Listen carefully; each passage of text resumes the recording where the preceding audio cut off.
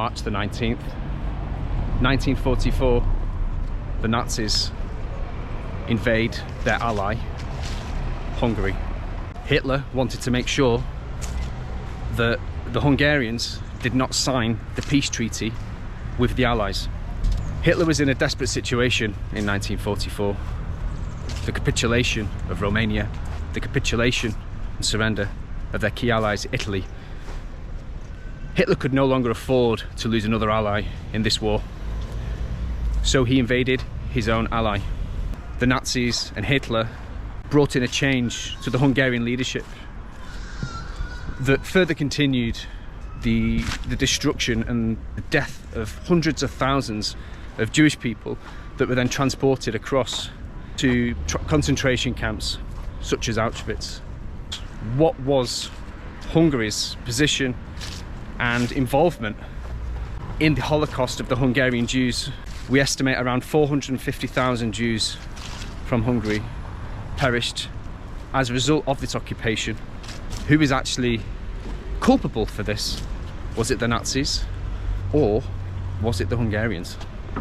Not the fog of war now, but we have the fog of history. Big parts of the Jewish community are saying that this monument is a rewriting of history. The monument you see is the Archangel Gabriel being attacked by the German eagle. And when you look at the monument, you see boots, shoes left by children, a worker's briefcase.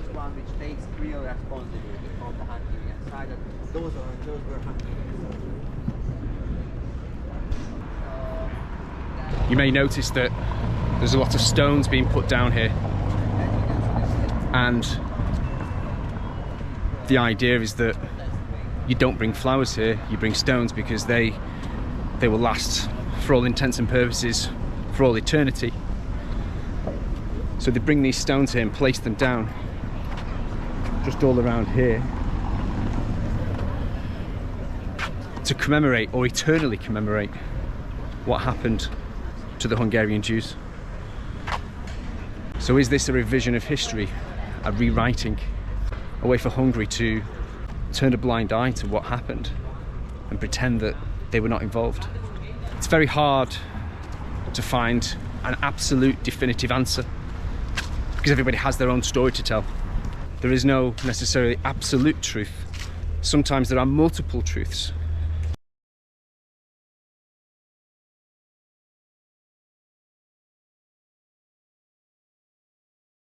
During the Hungarian fascist occupation of the winter of 1944, early 1945, a monument was built to commemorate the Jews that were murdered on the banks of the River Danube.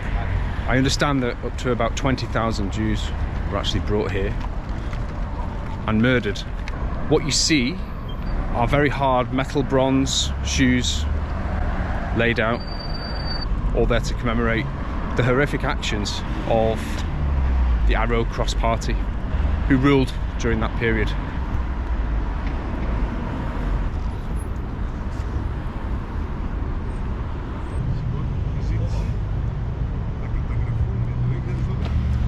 It's such a stark contrast to how beautiful this city is, with all the buildings all on the hills of Buda. Yet you have such a horrific monument.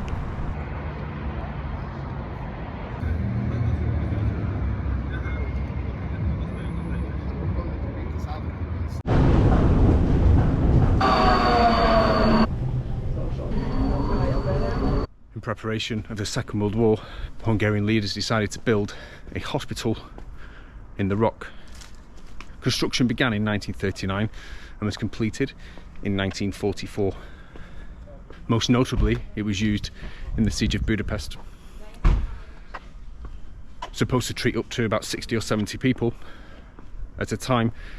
During this period, there was up to 600 or 700 soldiers actually being kept here, being treated, because all the other hospitals had been put out of action. Following on from that, during the uprisings in the 1950s against the Red Army rule, this hospital was also used to treat many soldiers and civilians. After that, it became a nuclear bunker during the Cold War period and was used for a many variety of different things. We're going to have a little look, see what we think. Go for 2 adults. It's about just under 40 euros. That's expensive.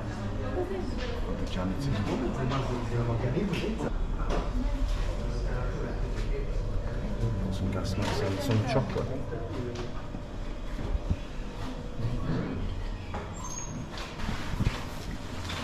Just wait a few minutes and then we'll go in.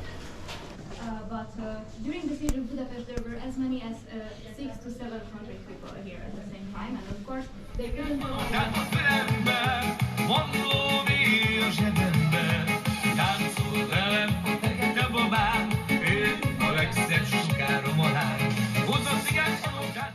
So we've just finished a hospital in the rock tour, and the total walk is about, in total, about 1 kilometre. You go a maximum of about 18 meters underground, which is the lowest point.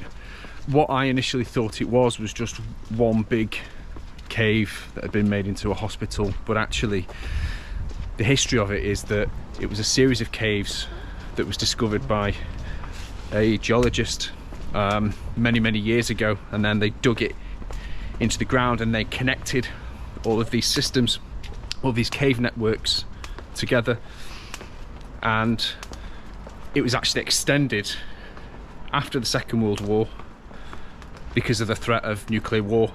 I would say the tour is definitely worth doing. Overall it was good. You know, you have the opportunity to see how it probably was with the civilians and the soldiers being operated on, you know, injuries from war.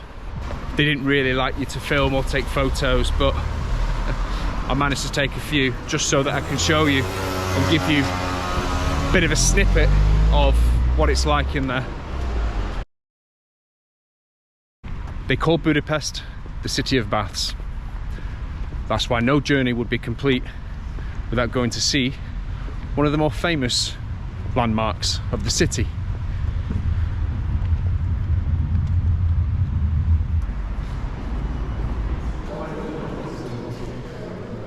It's a really old historic building, as you can see from the architecture inside. Have a look.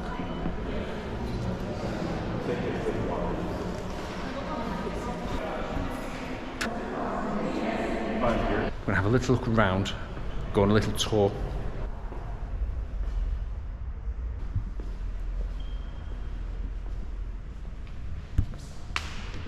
This is the private spa. Looking around? Yeah, I'm just having a look around. Yeah, I'm just getting some shots. Always very hospitable. Hungarian people, always willing to help, always happy to help.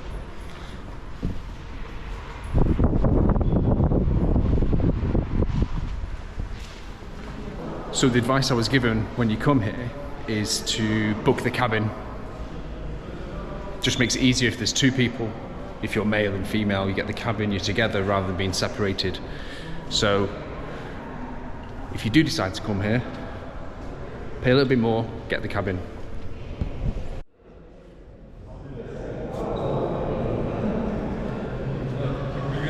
When you come here, don't forget you need slippers or flip-flops, and we've not actually bought any.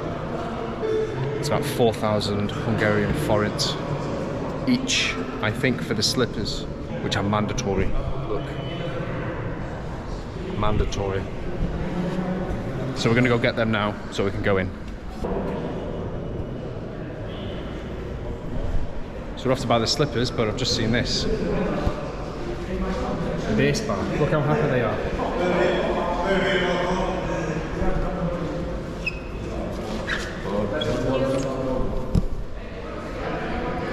It says on there, unlimited beer consumption.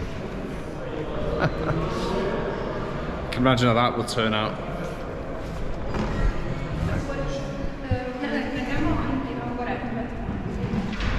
Medical spa.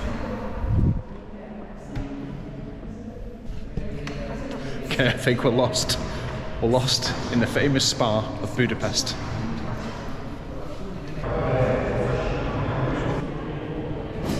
The slipper shop is not inside the actual building of the spa, and we've been directed to come outside.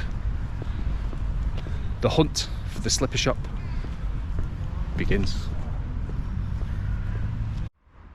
I'm still looking for the slipper shop. But we have come across something called the Nagy Circus. I don't know if you can see that.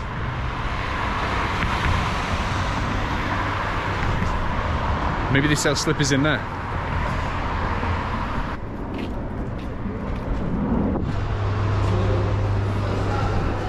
I think we found it.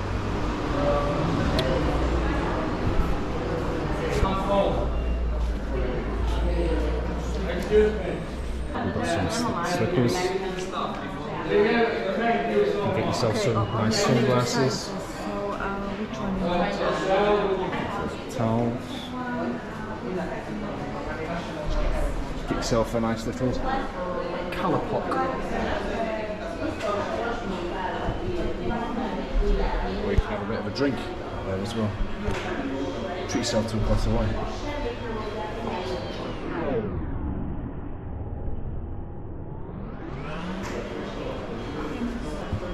Anything else? That's it, thank you. Look what we've got. We finally got them from the slipper shop. Right, let's go actually enjoy the spa. Yeah? Just on here, yeah? Thank you.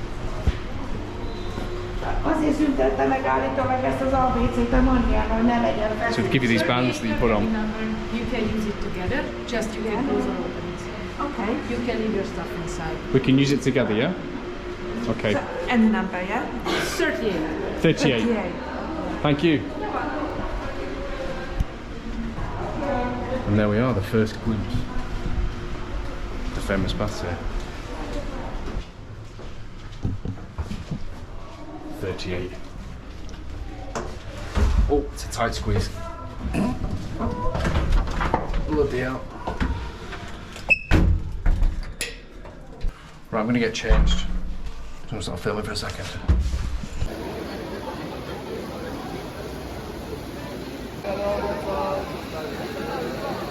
So I've just made it here. We've got the spa just all around here. Got lovely architecture just up there. Over here, say hello. Hello. Gonna have a little walk around, have a little dip in, and we'll let you know what we think shortly. So there's three main areas here. There's this area, just here. There's like a proper swimming pool area where you need to put on like a head cap. And then there's a third area over there that I'll show you now. People down here playing chess.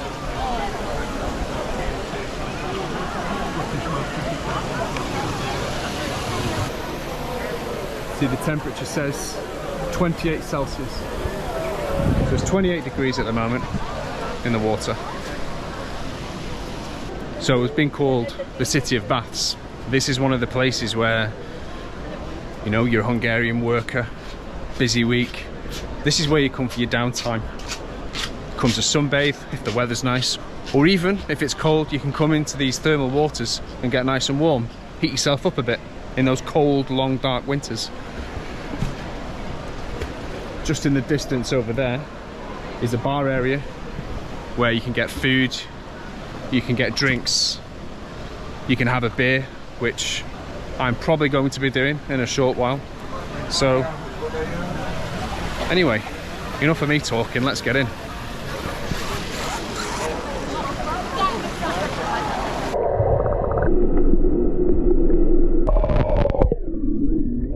Pretty cold out there and it's really, really hot in here. I must say it is a really nice, relaxing place. Water in my eyes. Apparently there's Polish guys on tour. Lads. Should we go get a drink?